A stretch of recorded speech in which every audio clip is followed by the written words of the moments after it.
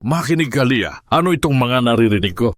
Naku, Auntie Teresita, hindi po ako, wala kang hiya. Nakikita mo ba itong mga bata? Hindi sila laruan. Hindi ko po sinasadya, Auntie. Sinadya mo, Leah. Magmula nang pumasok ka dito sa mansyon na ito, puro gulo na ang dala mo. Teka lang po, Auntie Teresita, si Trevor po. Huwag mong babanggitin ang pangalan niya sa akin, Leah. Sino ka ba para lapitan ng amo mo? Isa kang probinsyana na nangangamoy gutom. Hindi ka karapat-dapat sa kanya. Auntie, please, makinig ka. Hinding-hindi ko papayagan na masira mo ang pangalan ng mga Salvatierra dahil lang sa kapabayaan mo. Pag-isipan mo ang mga susunod mong hakbang. Yaya, wala kang hiya. You betrayed my trust, Leah. Ang lamig ng sahig na nararamdaman ni Leah sa kanyang mga paa, ang tila nabibingi niyang tainga sa bawat salitang ibinato ni Auntie Teresita. Probinsyana, nangangamoy gutom, wala kang hiya.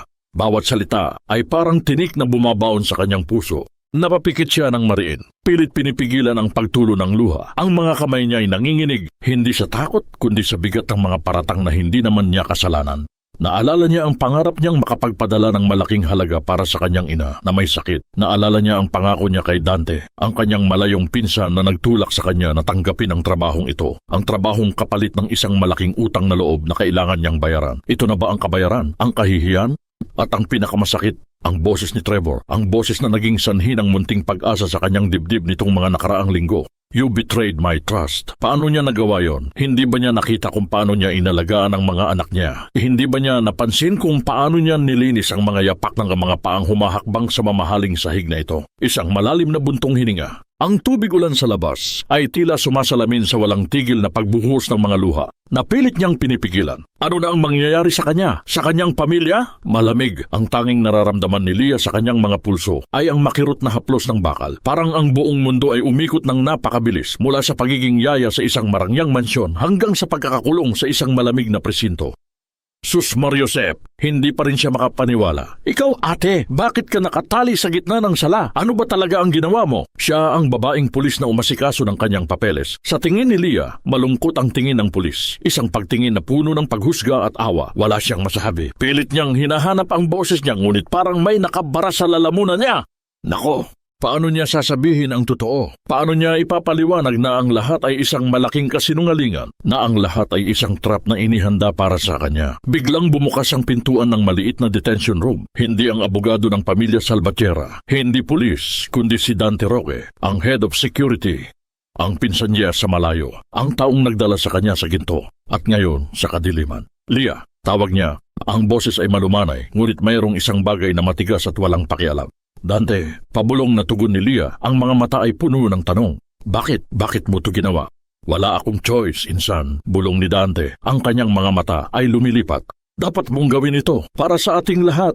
Anong para sa ating lahat? Ano ba itong pinagsasabi mo, Dante? Pinagtatakpan mo ba't itong ginawa ni Auntie Teresita? Umiling si Dante. Hindi lang si Auntie Teresita. Mas malaki ito, Leah. Mas malaki kaysa sa Salvatierra. May nagbabanta sa amin. Yung utang natin. Yung 5-6. Kailangan kong bayaran yon. Ngayon na, pinasok ko ang isang deal na hindi ko kayang iwanan. 5-6. Ang utang na loob na matagal nang pasan ng pamilya nila. Ang utang na nagligtas sa kanila mula sa gutom noong bata pa siya. Ngayon, ang utang na iyon ay ginagamit laban sa kanya. Isang tanikala chain na nakagapos sa kanyang kalayaan. Pero insan, kasinungalingan to. Pwede mo itong ayusin. Pwede mong sabihin sa pulis na nagkamali ka. Napakalaki ng hininga ni Dante. Hindi. Kung aamin na ako, sisirain nila tayo. Ang pamilya natin, Leah. Lahat sila. Remember your promise? Sabi mo, handa kang magsakripisyo para sa pamilya. Ito na yon, Leah. Ito ang sukatan, measure, ng iyong pagmamahal. Naramdaman ni Leah ang pagbagsak ng kanyang mundo, ang pagmamahal niya sa pamilya, ang pag-asa niyang maging karapat-dapat, worthy, na mayakap ang isang bagong buhay. Ang lahat ay binalot ng utang na hindi niya kayang bayaran. Masakit pa sa palo ang katotohanan ito. Kahit si Sir Trevor magagalit sa akin. Hindi na siya magtitiwala. Trevor Salvatierra is a billionaire. He will move on. Pero tayo, Leah, mawawala tayo. Be brave. Be silent. Sa loob lang ng ilang buwan, makakalaya ka rin. Babayaran ko ang utang na ito. Babalik tayo sa Laguna at magiging maayos ang lahat. Tumango si Leah. Ang luha ay tahimik na dumaloy sa kanyang pisngi. Ang kanyang tiyaga, endurance, ay nagiging pagsuko, surrender, sa ngalan ng responsibilidad. Sige Dante, bulong niya. Gagawin ko, pero huwag mong kalimutan sa puso ko, wala kang utang na loob sa akin. Wala. Hinding-hindi. Pagkaalis ni Dante, pumasok si Auntie Teresita. Ang kanyang labi ay nakangisi, parang panalo sa isang malaking laro. Huwag kang mag-alala, Leah. Inaasikaso ko na ang custody ng mga bata. At huwag kang umasa na may matitira sa iyo. Sa tingin mo, maniniwala pa ang kahit sino sa isang yaya na nagtangkang magtago ng bata para magtakapera? Humarap si Auntie Teresita sa pulis, nag-aayos ng damit niya na parang hindi nakita si Leah. Mabuti na lang, masisira na ang reputasyon mo, Leah. Bulong niya, mas malakas kaysa sa inaasahan na parang nagpaparinig. Mas mabuti pa na mabulok ka dyan, deserve mo yan, probinsyana. Naramdaman ni Leah ang matinding hapdi sa dibdib. Ngunit sa halip na sumigaw, ngumiti siya ng mapait. Ang kanyang bongbong, kanyang golden moment, ay ang paghawak sa isang maliit na medalya ni Santo Niño sa loob ng kanyang palad. Siya ay nanahimik. Ang katahimikan niya ang kanyang tanging sandata ngayon. Ito na ang tanikala ng utang na loob. Ang patunay ng kanyang pagmamahal na hindi nakikita ng mundo. Ang kulungan. Ito na ang bago niyang bahay. Malamig. Mabaho, masikip. Kahit ang liwanag ng araw ay tila natatakot. Pumasok. Si Leah, nasanay sa pag-aalaga ng mga bata at paglilinis ng marangyang bahay, ngayon ay nakaupo sa isang sementadong sahig. Ang kanyang mga mata ay blangko. Bakit? Saan ako nagkamali, Panginoon? Paulit-ulit na tanong sa loob ng kanyang isip. Sa isang sulok, may nakita siyang nagkalat na lumang comics. Kinuha niya iyon at binuksan. Walang nakasulat. Ngunit ang amoy ng luma ng kalayaan na hindi na niya hawak ay nagdala sa kanya pabalik sa mga matatamis na alaala. Naalala niya ang unang beses na nakita niya si Trevor sa mansyon. Ang lalaking laging nakakunot ang noo, nakasuot ng mamahaling suit, parang isang estatwa na gawa sa yelo. Hindi niya ito kailanman inisip na magiging tao. Isang gabi naabutan niya si Trevor sa kusina, nakatayo at umiinom ng kape. Napansin siya ni Trevor at sa halip na pagalitan siya, nagtanong ito, "Kumain ka na ba, Leah?" Ang boses nito ay malamig pa rin, ngunit mayroong isang bagay na kakaiba, isang glimpse ng care. Sumagot siya, "Tapos na po, sir." Pagkatapos, nakita niya si Trevor at tawbo mong pautong pipi Trevor na dahan-dahang ngumiti, isang napakaliit ng ngiti na halos hindi napansin. Kilig, napakabilis ng tibok ng puso ni Leah, ang tanging golden moment niya. Ngayon, ang ngiting iyon ay tila isang malaking pagkakamali.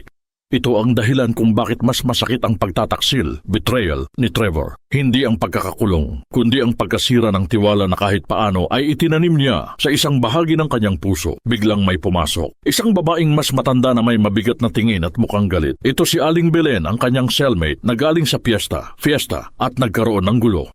"Hoy bata, anong pinagsasabi mo dyan? Mayaman ka pala, bakit ka nandito?" Tanong ni Aling Belen. "Wala po akong kinalaman sa ginawa ko. Ako po'y pinilit." Mahinang sagot ni Leah. "Pinilit? Nako, wag mo kaming gawing tanga. Sa tingin mo, maniniwala kami dyan. Hindi ka naman probinsyana kung magdrama ka eh. Kung talagang inosente ka, bakit hindi ka lumaban?"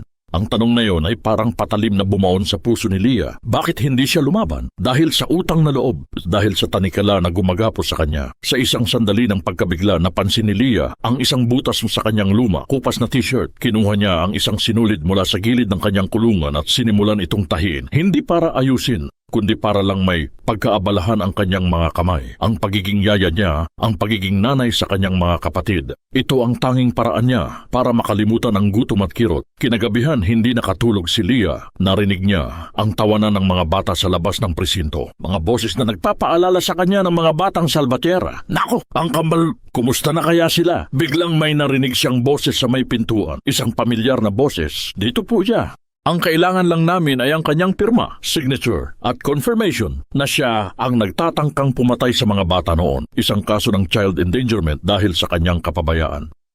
Si Auntie Teresita. Nakatayo siya sa labas, kausap ang isang opisyal at ang kanyang ngiti ay mas plastic kaysa sa mga vase sa mansyon. Teleserye villain. At sige na, Inspector, huwag kang mag-alala. Ang mga bata ay nasa pangangalaga ko na. Kailangan na lang nilang makalilimutan ang evil na yan, ang yaya na yan. Naramdaman ni Leah ang pagbaba ng dugo sa kanyang katawan. Pumatay, hindi lang tongs pera, tongs money, kundi child endangerment at murder attempt?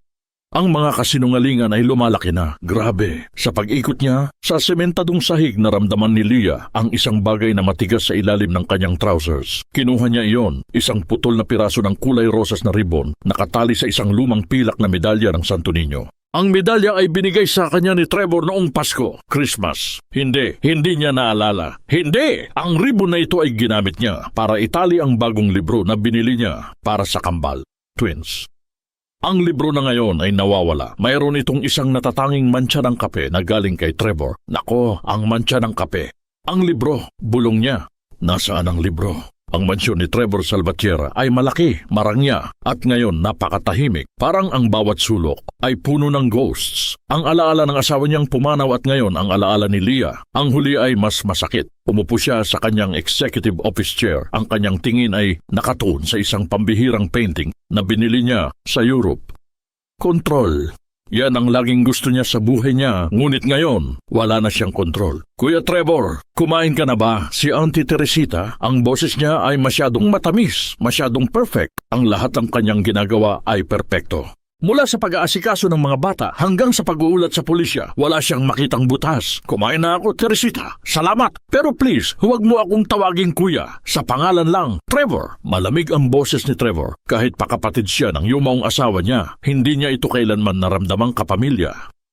Ganon ba, Trevor? Naku, sorry naman. Nag-aalala lang ako sa'yo. You look like a mess. Kasiyahan, joy ng mga bata. Ang dapat mong isipin, hindi ang yaya na yan. Sagot ni Teresita, ang kanyang mga mata ay naniningkit. Si Leah ay isang kriminal, sabi ni Trevor. Sinubukang kumbinsihin ang sarili. Ang ebidensya ay maliwanag, wala nang iba. Sige, Trevor, buti naman at ganyan ka. Siya, aalis na ako. Si Dante ay nasa labas. Nag-uulat sa akin tungkol sa security. Dante, ang pangalang iyon ay parang isang Tinder na nagpaalab ng isang maliit na pag-aalinlangan sa loob ni Trevor. Bakit si Dante ang head of security? Bakit napakatapat niya kay Teresita? Teka lang, Teresita. Tawag ni Trevor. Bakit si Dante ang in charge ng lahat? Akala ko, co-worker mo lang siya. Of course, hindi. Dante is loyal. He saved my sister's life before. Utang na loob namin siya, so I trust him. Huwag ka nang mag-alala. Utang na loob. Ang salitang iyon, isang salitang napakabigat sa kultura nila. Pagkaalis ni Teresita, umupo si Trevor sa sofa. Tinawag niya ang kambal, si Maya at Leo. Tahimik sila, parang mga munting ibon na nawawala ang ina. Anak, kumusta kayo? Tanong ni Trevor. Pilit na maging malambing. Si Maya, ang mas matapang sa dalawa, ay sumagot. Yaya Leah, she's not bad, Papa. She saved us. Saved you? Anak, from what? Mula kay Manong Dante. Hindi siya pinayagan ni Yaya na hawakan kami. Nakalak kami sa closet kasama niya. Sinabi ni Yaya, huwag kayong matakot, anak. Ako ang magtatakip sa inyo. Kusok. Ang salita ni Maya ay parang isang sampal sa mukha ni Trevor. Ang yaya na binansagan niyang kriminal ay nagtangkang magtago sa mga anak niya, kasama niya, para protektahan sila. Ang ebidensya ay nagsasabing si Leah ang nagtali sa sarili. Ngunit ang salita ng kanyang anak ay nagsasabing protektor siya. Sino ang magsisinungaling? Ang papel o ang puso? Kinuha ni Trevor ang isang maliit, sirang laruan na nakita niya sa ilalim ng sofa. Isang maliit na bahay kubo na ginawa ni Leah. Napakasimple. Walang halaga sa pera. Ngunit mayroong pagmamahal na nakakabit. Ang mga daliri ni Trevor ay pumindot sa wooden roof nito at naramdaman niya ang init ng kakaibang pakiramdam. Nako! Hindi niya ito mapigilan. Dangling mystery. Nag-iisip si Trevor, kung talagang nagtago si Leah ng isang bagay, dapat may clue. Ano ang clue na iniwan niya? Dante, bulong ni Trevor. Kung si Leah ay inosente, mayroon lang isang tao na nagpalabas na siya ay guilty. Pumasok si Trevor sa opisina at sinimulan ang kanyang sariling investigation.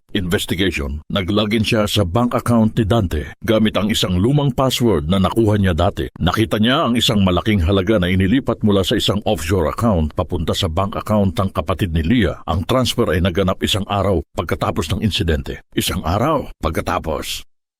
Bulong ni Trevor. Kinontak ni Trevor ang kanyang sariling lawyer at private investigator, si Attorney Villanueva. Villanueva, kailangan mo akong gawan ng isang favor, sabi ni Trevor. Ang boses ay matigas. Kailangan kong malaman kung sino ang totoong may-ari ng offshore account na ito. Kailangan kong malaman kung sino ang nagbabayad kay Dante. Ipinakita niya ang bank statement kay Villanueva. Nagulat si Villanueva. Trevor, ito ang account ni Teresita Herrera. Ito ang account na ginagamit niya para sa mga personal funds niya sa Europe. Ang dugo ni Trevor ay kumulo. Teresita. Kontrabida, siya ang nagbayad kay Dante para sirain si Leah. At si Leah, ang martir na tanggapin ang lahat, ay ginagamit para protektahan ang kanyang pamilya. Puntahan mo si Leah sa kulungan, Villanueva. Sabihin mo sa kanya na gagawin ko ang lahat para iligtas siya. Pipipia.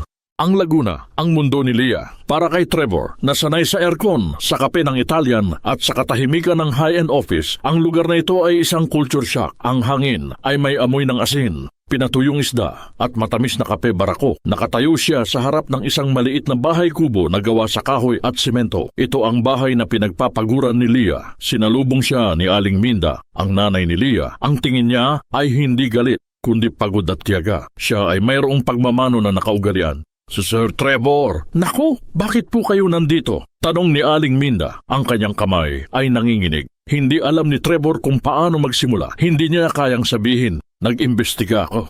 Gusto ko lang po sanang malaman tungkol kay Leah. Gusto ko lang po mag-sorry, sabi ni Trevor. Ang huli ay napakabigat para sa kanyang dila. Mag-sorry, sir, wala kang kasalanan. Si Leah lang ang nagkakamali. Pinagmamalaki ko siya, sir. Siya ang pag-asa. Hope po namin. Kung wala siya, mamatay na ako kasi yung utang, naku sir, grabe! Nag-init ang pisngi ni Trevor. Ang utang na loob na ito, mas malaki kaysa sa naisip niya. Si Dante po, sir, pabulong ni Aling Minda. Siya ang nagligtas sa buhay ko noong naospital ako. Siya ang nagbigay ng pera. Kaya noong sinabi ni Dante kay Leah na mayroon siyang utang, hindi na siya tumanggi. Nang makita ni Trevor ang dignidad, dignity, at ang pagsasakripisyo, sacrifice, sa mga mata ni Aling Minda, naintindihan niya ang bigat ng pananahimik ni Leah. Hindi siya kriminal. Siya ay isang bayani, hair hero sa kanyang pamilya. Golden moment, isang kagat ng tinola. Naghanda si Aling Minda ng simpleng tanghalian. Tinolang manok, chicken soup. Umupo si Trevor, hindi sa fine dining table, kundi sa isang maliit na wooden bench. Ang tinola ay simple,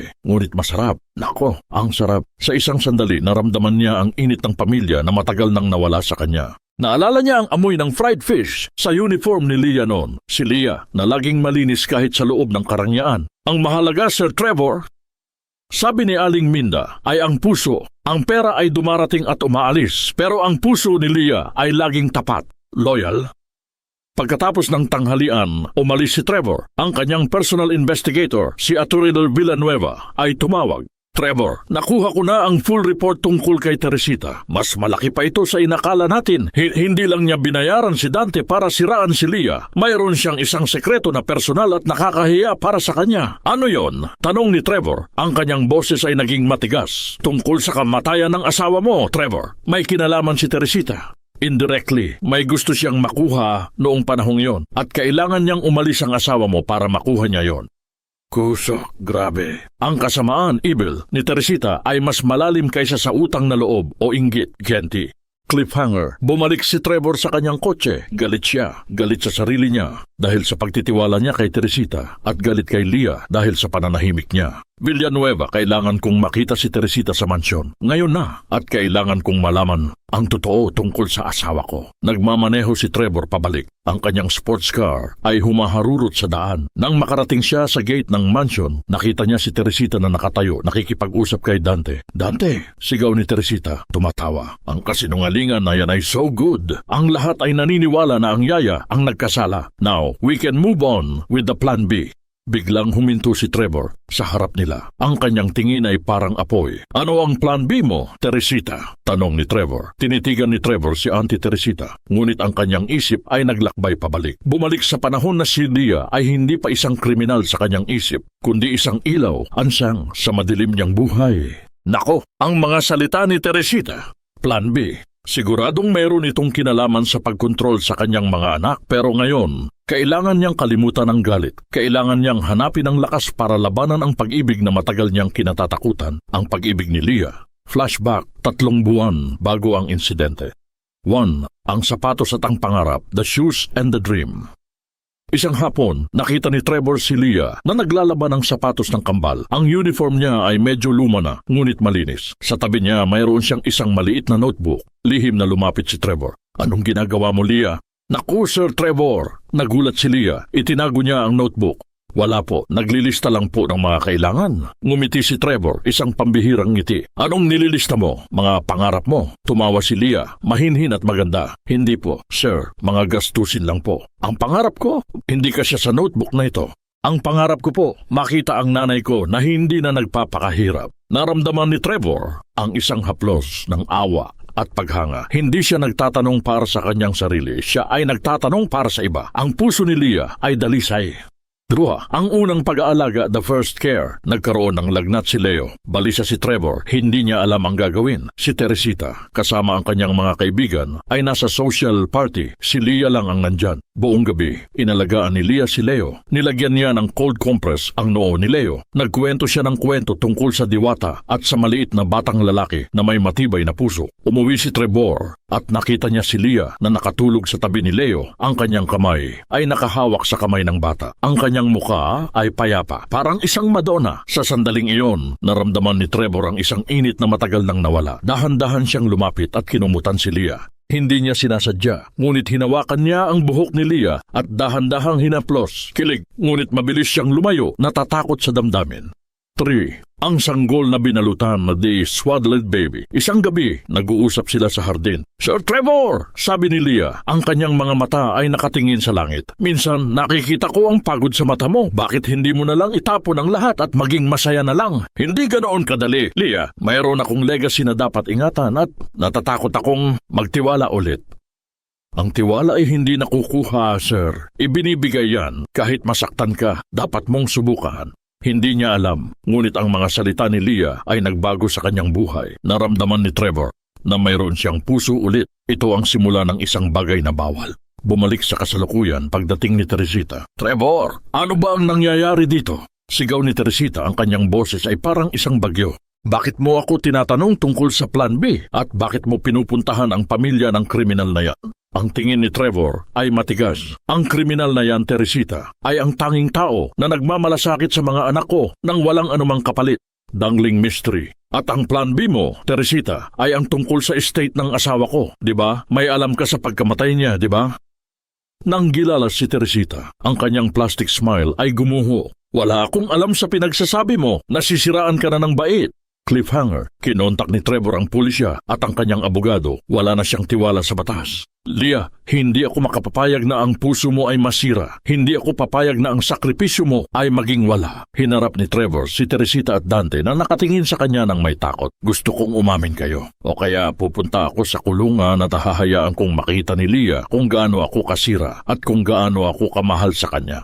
Titigil ako sa pagiging salbatera kung hindi niyo aaminin ang totoo. Baliw ka na, Trevor. Grabe, ibibigay mo ang lahat para sa isang yaya? Wala kang utang na loob sa asawa ko. Umalis si Auntie Teresita. Ang kanyang mga hakbang ay mabilis at punong-puno ng galit. Ngunit sa likod ng galit mayroong takot. So high, si Dante ay tahimik. Ang kanyang tingin ay nakatingin sa lupa. Dante, sabi ni Trevor, ang kanyang boses ay parang bato. Alam ko na ang tungkol sa offshore account. Alam ko na ang tungkol sa utang mo. Ako na ang magbabayad noon. Pero kailangan kong malaman, bakit? Pera lang po, Sir Trevor. Naku, pera lang po. Bulong ni Dante. Pero mayroon po siyang Teresita, isang bagay na personal na nakakatakot. Naramdaman ni Trevor ang hapdi sa dibdib niya. Si Teresita, masamang binhi kumuha si Trevor ng isang sealed box mula sa safe niya, ang mga memories ng kanyang yumaong asawa. Sa loob may nakita siyang isang sulat na isinulat ng kanyang asawa bago siya mamatay. Mahal kong Trevor, patawarin mo ako. Hindi ako makakaya ng buhay dito. Alam kong masaya ka sa mga bata, pero ako, hindi ako karapat-dapat sa buhay na ito. At si Teresita, palagi siyang nagtatanong tungkol sa ang luha, ay tahimik na dumaloy sa pisngi ni Trevor. Hindi siya nagtangkang pigilan. Si Celine, nagbigay ng clue. Si Teresita ay consuming sa inggit. Tiwala sa isang taong may dalisay na puso. Ang dalisay na puso ni Leah. Pumasok si Manang Sol, ang matagal ng katulong sa mansyon. Ang kanyang mga mata ay pula dahil sa pag-iyak. Sir Trevor, patawarin niyo po. Kani po ako. Bakit Manang Sol? Nakita ko po ang lahat ng nangyari. Nakita ko po si Teresita at si Dante. Si Dante ang nagtali kay Leah, pero si Leah ang nagbigay ng tali sa kanya. Hindi niya sinasadya. Parang ginulo niya ang lahat. Sabi niya, kung kailangan kong maging martir, gawin mo. Pero huwag mo silang saktan. Bakit hindi mo sinabi sa pulis? Tanong ni Trevor. Dahil po, nagbanta si Teresita sa akin. Sabi niya, kukunin niya ang trabaho ko at sisirain niya ang reputasyon ng pamilya ko. Nako, sabi ko sa sarili ko, mas mabuti na ang tahimik. Ang mga salita ni Manang Sol ay nagbigay ng huling piraso sa puzzle ni Trevor. Si Leah ay nagbigay ng tali para maging siya ay nag-sacrifice. Pagpaplano ng pagbawi, kinontak ni Trevor si Atty. Villanueva. Villanueva, kailangan natin ng isang surprise witness, si Manang Sol. At kailangan kong makita si Leah ngayon na, sa kulungan. Hindi na siya humingi ng permisyon sa pulis. Ginawa niya ang kailangan niyang gawin. Cliffhanger. Bago umalis, pumunta si Trevor sa kwarto ng kambal. Naglalaro sila ngunit tahimik. Nakita niya ang isang rosaryo na nakatali sa isang doorknob. Isang silver rosaryo na mukhang luma at sirang-sira. Saan niyo nakuha ito, mga anak? Kay Yaya Lia, Papa, sabi ni Maya. Sabi niya, kapag may gulo, isipin niyo ang rosaryo na ito. Ito ang clue para malaman niyo na safe ako. Isang putol na rosaryo, hindi isang libro, hindi isang ribbon. Ang rosaryo ay simbol ng pag-asa at pananampalataya. Grabe, ang mga martir ay nagtitiwala sa Diyos, hindi sa tao. Hindi siya nagkasala, bulong ni Trevor. Siya ay nag-alay ng sarili. Trevor, Dante. Isang lumang warehouse na malapit sa daungan. Ang amoy ay maasim at mabigat. Hindi ito ang kulungan, ngunit ito ang kulungan ng konsensya ni Dante. Dante, sabi ni Trevor, ang kanyang boses ay kalmado, walang galit. Tanging pagkaawa. Nakita ko ang pamilya ni Lia. Nakita ko kung gaano kalaki ang utang mo sa kanila. At alam kong ginawa mo ito, hindi dahil masama ka, kundi dahil wala kang choice. Tumingin si Dante sa lupa. Ang kanyang mga mata ay pula dahil sa kawalan ng tulog. Nako! Ang bigat ng kasalanan ay nasa kanyang balikat. Tama ka, Sir Trevor! Bulong ni Dante, wala akong choice. Hindi lang pera ang kailangan ko. Mayroon akong sakit, sir. Kailangan kong operahan. At si Auntie Teresita, siya lang ang nagbigay ng pera. Sabi niya, kapalit ng isang maliit na bagay lang. Ang pagkasira ng buhay ni Lia. Hindi ko po akalain na ganito kasama si Teresita. Sabi niya, palalabasin lang namin na nag-aalala siya. Hindi ko po inasahan na pagtatangka ng pagpatay ang gagawin niya. Noong ibinigay niya sa akin ang pera, sinabi niya, siguraduhin mong hindi makikita ang rosaryo ni Lia. Yon ang pangako niya sa kambal. Ang rosaryo, ang simbol ng pananampalataya, ang huling clue ni Lia, golden moment. Ang pagbawi ng utang. Dante, sabi ni Trevor, kinuha ang isang check mula sa kanyang coat. Ito ang pera para sa utang mo at ito ang pera para sa operasyon mo. Wala ka ng utang sa akin, wala ka ng utang kay Teresita, at lalong-lalo na wala ka ng utang kay Lia. Nagulat si Dante. Grabe. Sir Trevor, bakit? Hindi ko po deserve yan. Ginagawa ko ito dahil mahal ko si Lia at kailangan kong patunayan sa kanya na hindi lahat ng tao ay nagtataksil. Kinuha ni Dante ang check. Ang kanyang mga kamay ay nanginginig, pagsisisi. Salamat po, sir. Ngunit mayroon pa akong isang bagay na kailangan mong malaman. Mayroon si Teresita na isang fake evidence. Isang journal na isinulat daw ni Lia na sinasabing nag-iinggit siya sa buhay ng mayaman. Gagamitin niya yon para sirain ang karakter ni Lia sa korte. Isang journal? Opo, parang diary. At sinabi niya sa akin, kapag nag-witness ka, Dante, ipapalabas ko ang lihim mo tungkol sa utang mo at kung paano ka nagbenta ng pamilya mo. Dangling mystery, ang huling pangako. Alam ko na ang dapat kong gawin, sabi ni Trevor. Ang kanyang tingin ay matalim. Dante, sumama ka sa akin, kailangan mo siyang harapin. Hindi sa pulis, kundi sa korte. Iyon ang tanging paraan para maging malaya ang konsensya mo. Umiling si Dante. Hindi ko po kayang gawin yon, sir. Natatakot po po. Pero mayroon akong isang bagay na ibibigay sa iyo. Kinuha ni Dante ang isang maliit na USB flash drive mula sa kanyang bulsa. Ito po ang backup ng lahat ng conversations namin ni Teresita. Ang lahat ng proof na ako ay biktima lang din niya. Kung mangyayari ang masama sa akin, gamitin mo ito, sir. Hindi ako papayag na mangyari ang masama sa iyo. Kailangan mong magmadali, Sir Trevor. Naku, bukas na ang hearing. Cliffhanger. Bago umalis na lumingon si Dante kay Trevor. Sir Trevor, sabi niya ang kanyang mga mata ay puno ng pag-asa at pagsisisi. Sabihin mo kay Lia na patawarin niya ako. Please. Hinarap ni Trevor ang warehouse. Ang kanyang phone ay hawak-hawak. Ang kanyang heart ay nagiinit. Oras na para tapusin ang lahat, Teresita. Si Lia ay nakaupo sa sulok. Ang kanyang mga kamay ay mahina at gutom. Hindi sa pagkain kundi sa pag-asa. Ang rosaryo na nahanap niya ay nakabalot sa kanyang kamay. Nako, ang bigat ng buhay. Lia Marsigan, tawag ng opisyal. May bisita ka. Pumasok si Trevor. Hindi ang Trevor na cold at businesslike, kundi ang Trevor na pagod at malungkot. Ang kanyang suit ay lukot at ang kanyang mga mata ay puno ng hustisya at hiling. Trevor, bulong ni Lia, bakit siya nandito? Lumapit si Trevor sa bars. Ang iron ay naghihiwalay sa kanila, ngunit ang damdaminin ay nagkukonekta. Lia, patawarin mo ako. Hindi ito tanong. Ito ay isang pag-amin. Nagkamali ako. Grabe. Sa tingin ko, ang pera ang nagbibigay ng katotohanan. Ngunit ang puso ng mga anak ko, ang puso mo, ang puso ni Manang Sol, iyon ang totoong ebidensya. Naramdaman ni Lia ang pagbaba ng kanyang mga luha. Ang mga luha na matagal niyang pinipigilan. Nalaman ko ang tungkol sa utang na loob mo. Nalaman ko ang tungkol sa sakripisyo mo. At nalaman ko ang tungkol kay Teresita. Ikaw ay hindi kriminal, Leah. Ikaw ay isang bayani. Hindi, Trevor. Nagkasala ako. Nagbigbigay ako ng tali. Oo, dahil gusto mong protektahan ang mga taong mahal mo. Ganyan ang puso mo, Leah. At doon ako nagkamali. Bakit hindi ako nagtiwala sa iyo? Kilig moment.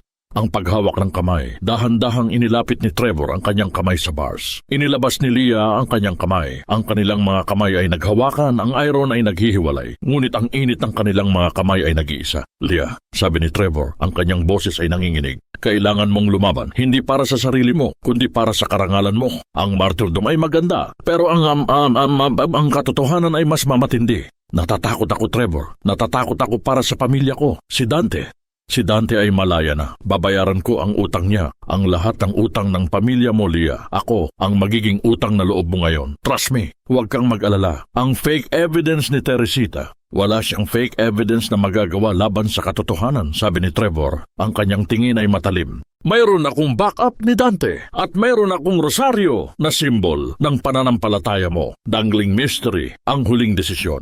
Pumayag ka, Leah. Pumayag ka na lumaban. Ako ang magiging abogado mo. Hindi sa batas, kundi sa puso. Tumango si Leah. Ang luha ay bumababa sa kanyang pisngi, ngunit ito ay luha ng pag-asa. Sige, Trevor, gagawin ko dahil mahal kita at alam kong mahal mo ako. Pero kapag natalo tayo, aalis ako. Magpapakalayo ako. Paay ako.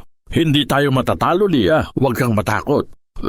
Cliffhanger. Inalis ni Trevor ang kanyang kamay. Kinuha niya ang silver rosaryo mula sa kamay ni Leah. Ang isasauli ko ito sa iyo. Sa sandaling malaya ka na. At sa sandaling yon, hindi ka na aalis. Ang hukuman, malamig. Ang mga tao ay puno ng hustisya at paghusga. Si Leah ay nakaupo. Ang kanyang muka ay maputla. Ngunit ang kanyang mga mata ay matapang. Naramdaman niya ang presensya ni Trevor. Si Auntie Teresita ay nakaupo sa kabilang panig. Elegant, perfect. Ang kanyang plastic smile ay parang isang maskara na hindi matitinag. Ang prosecutor ay naglabas ng fake journal ni Leah. Ang journal ay puno ng inggit at kasinungalingan tungkol sa rich life. Your Honor, ang journal na ito ay patunay na si Miss Marasigan ay isang gold digger at may matinding inggit sa pamilya Salvatierra. Grabe, ito ang totoong motibo ng pagtatangka ng child endangerment. Naramdaman ni Leah ang hapdi sa dibdib niya. Ang kasinungalingan na ito. Major twist. Trevor's entrance. Biglang bumukas ang pintuan. Si Trevor, hindi nakaupo sa audience, kundi lumapit sa witness stand. Your Honor, sabi ni Trevor, ang kanyang boses ay malakas at matigas. Hindi ako ditong para manood. Dito ako para magbigay ng ebidensya. Nagulat ang lahat. Si Auntie Teresita ay naging putla. Nako, ang kanyang plan ay nasisira. Mr. Salvatierra, sabi ng judge, ano ang iyong ebidensya?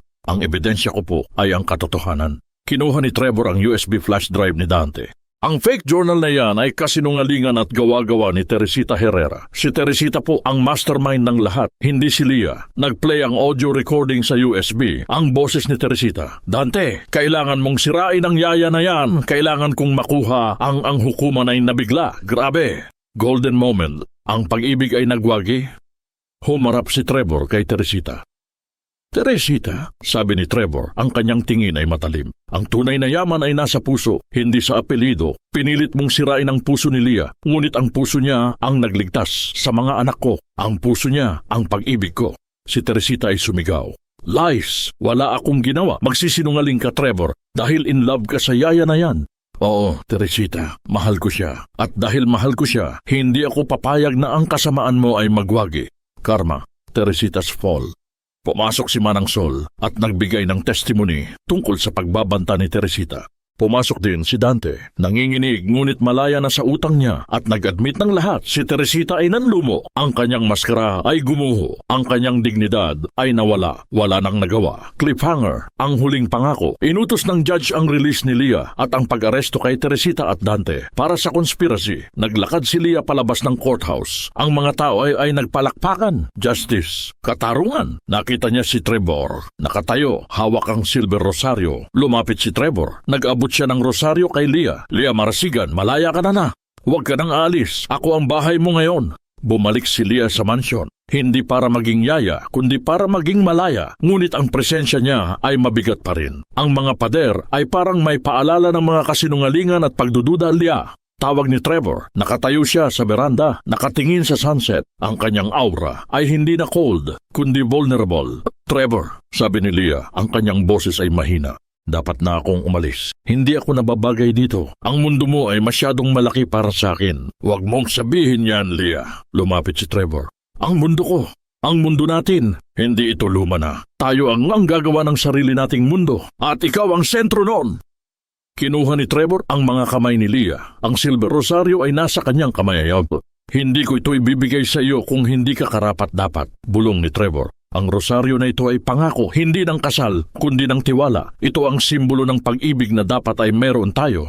Trevor, natatakot ako sa pag-ibig na bawal sa mundo mo. Ang mga tao, hahatulan nila tayo. Hayaan mo sila, Leah. Ang puso ko, ang puso mo. Iyon lang ang mahalaga. Ang muling pag-iisa, sensual metaphors. Hinawakan ni Trevor ang mukha ni Leah. Ang kanyang tingin ay matindi at puno ng kikilig. Ang luha na iniiyak mo, Leah. Bulong ni Trevor. Huwag mong pigilan, hayaan mong lumabas ang lahat ng sakit.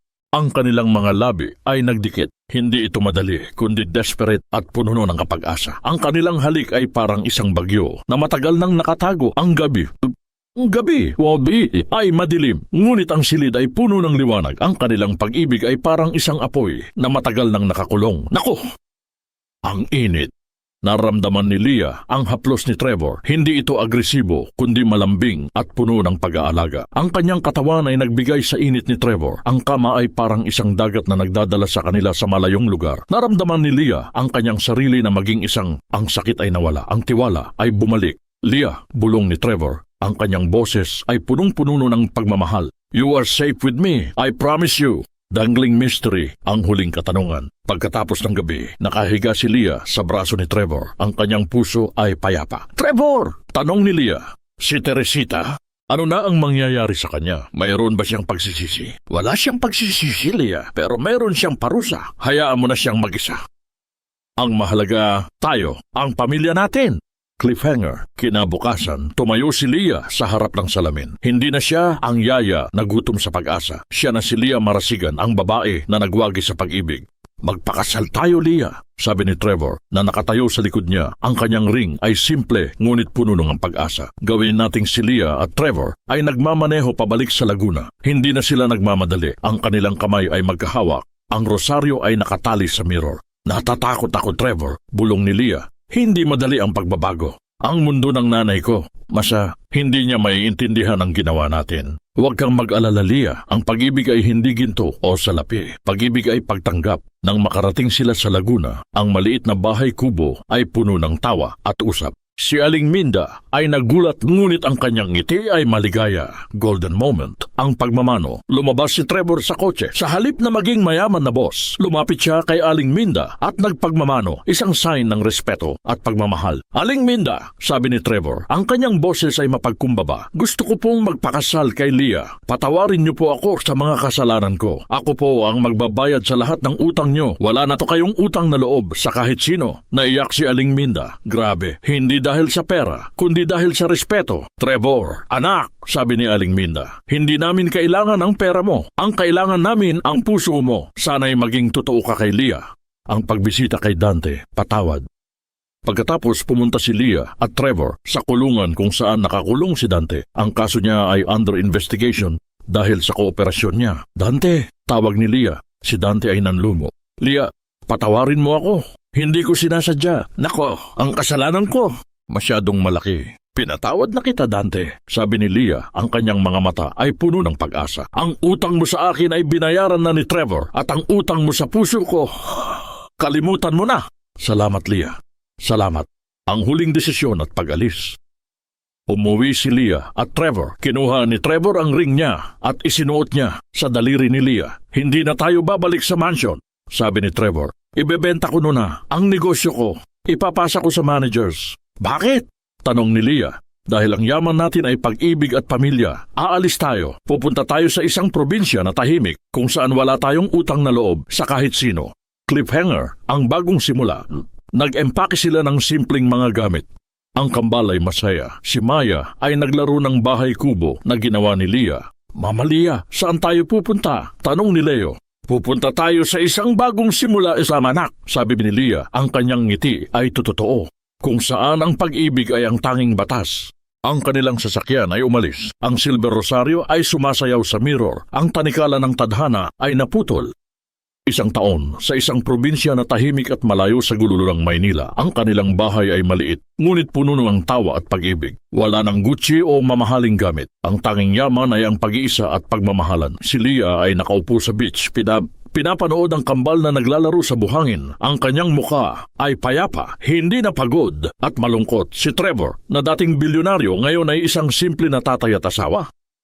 Leah, pinatawad na kita, Trevor, hindi dahil sa pera mo, kundi dahil sa puso mo. Salamat sa pagtitiwala. Trevor, ako ang may utang sa iyo, Leah. Utang na loob dahil tinuruan mo akong magtiwala ulit. Dahil ikaw ang nagbigay ng liwanag sa kadiliman ko. Si Dante ay nakalaya na. Hindi siya naging mayaman, ngunit siya ay malaya na sa utang at kasalanan. Nagpadala siya ng sulat kay Leah. Ang sulat ay humihingi ng tawad.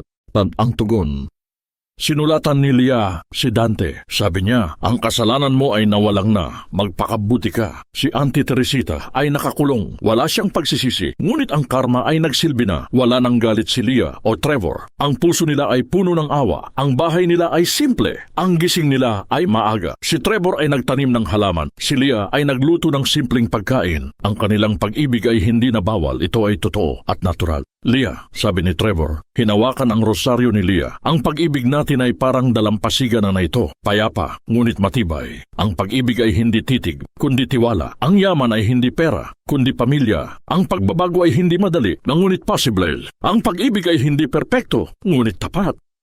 Si Leah ay tumingin kay Trevor. Ang sikat ng araw ay nagbigay ng liwanag sa mukha niya. Trevor, bulong ni Leah, salamat sa pag-ibig. Salamat sa pagtiwala. Ang kanilang halik ay matamis at payapa.